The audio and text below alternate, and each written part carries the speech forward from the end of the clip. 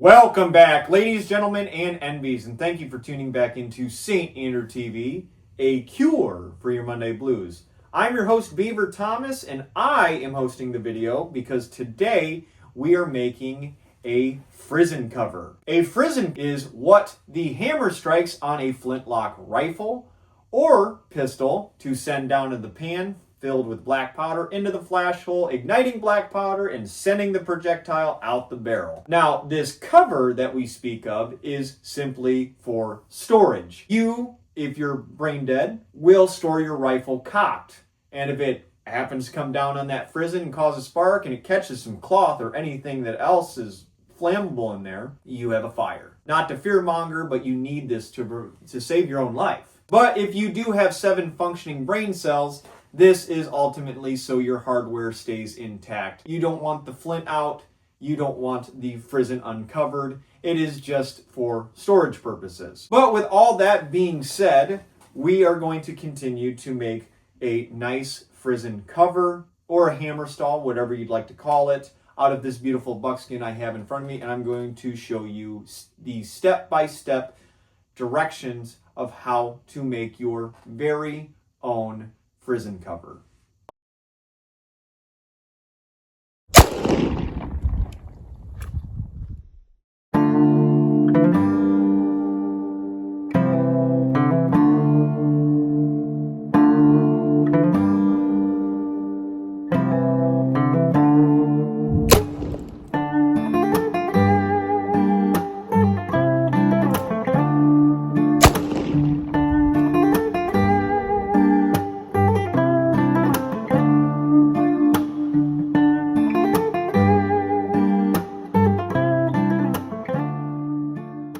As we begin, that is a Frizzen. That is what the hammer comes down on. That's holding the flint and causes that spark.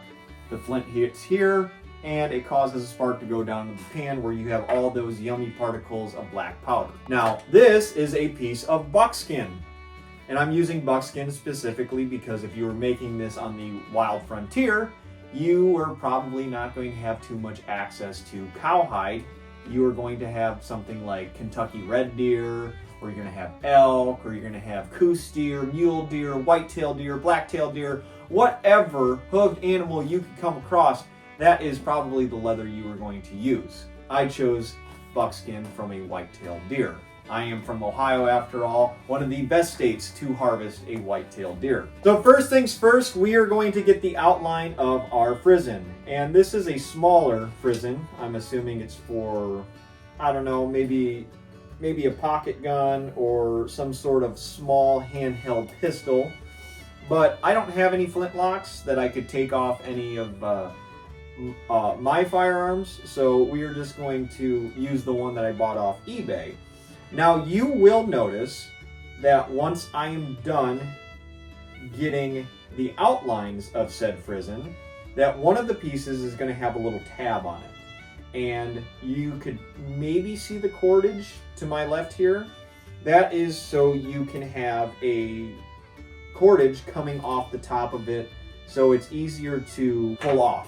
It's not too difficult of why I'm doing that. There's your outline of your Frizzen, and all you can do is freehand a little tab where you can feed some cordage through. Now, it does not matter if the tab that you are creating for this is on the front or the back. It's going to share the same purpose. However, I would prefer it to the back because you're building this hammer stall, right here. You don't need an extra piece. It's not going to be sewn in. It's just going to be a little piece that flaps off of the pieces that are getting sewn together. It's really simple. And now remember, now that you have your outline, you don't want to cut it to size because you still have to sew this. You're going to cut around said line. And yes, I'm aware that mountain men probably didn't have ballpoint pens. So you have something provocative that looks like that.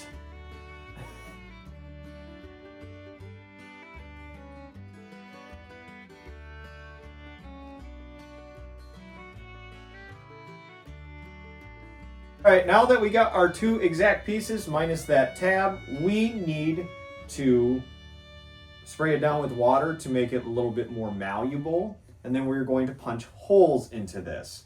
Now I made it purposely big so I can go around the edges where this Frizzen still will fit. And don't worry about those lines. Everything's gonna get sanded here and it's gonna be a lot more uniform once we get to that step. The first things first is we are going to spray down everything. Make sure it's nice and malleable so we can send something through it to give us the holes to send some thread through, make this look real nice. All right, I am going to put a little bit of character into this. This is my Spirit Bear stamp. I'm going to put it right on the front. So the last thing to do before this is ready to go, in terms of like structurally, because we will have to sand down the edges, get it all uniform, is we're just going to feed some thread through it. And means you have those holes there. This will be nothing short of a walk in the park. And this is just going to be the over-under technique that we have previously done with our medicine bag and our hat band. This is the easiest way you can do it, and I would argue that it's the most effective. This doesn't have to hold up against the elements or anything like that. If you were making a shirt, which, hint, hint, you would have to use a different way of stitching because that will need to be held up against the elements.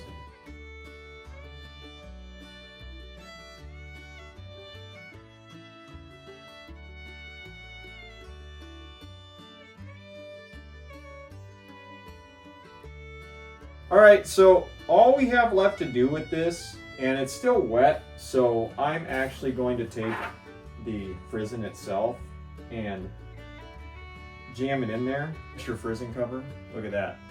Now, that flint's not going to make contact with anything other than a nice piece of buckskin. But before we do that, because this will stay damp for a little bit longer, we are going to sand the ends here to make it a little bit more uniform. And I probably use some improper techniques along the way, not to split any hairs, but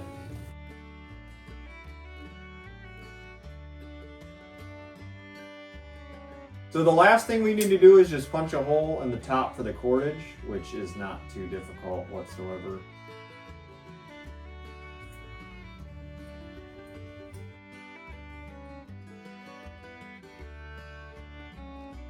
There you have it. We've just successfully crafted our very own Frizzen cover. I added some beads on the cordage that you feed through that little tab.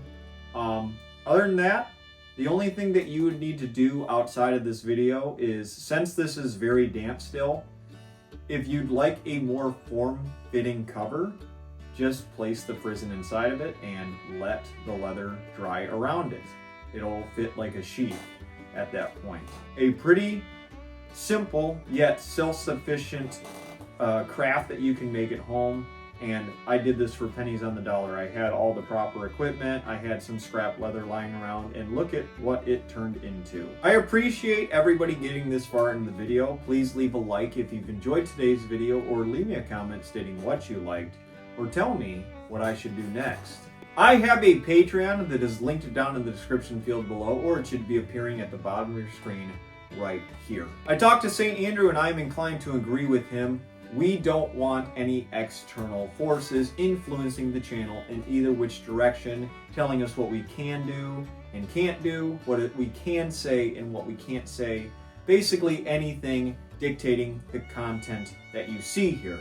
So if you appreciate the organic content that you see here on St. Andrew TV, please feel free to go over to the Patreon link and leave a donation, but only if your means allow you to do so. Feel no obligation, as the content on YouTube will forever remain free. Just by you liking, sharing, and subscribing is more than enough support for me and St. Andrew himself. Thank you to everyone who has subscribed as of late, but for those of you who have come across this channel, maybe because you just wanted to see some leather working, maybe you were curious about how the mountain men would protect the hardware on their rifles, or maybe you saw this little doodad that you put to stop the hammer from igniting a spark and thought it was frizzin' cool. Think about hitting that subscribe button, because you're a daisy if you do.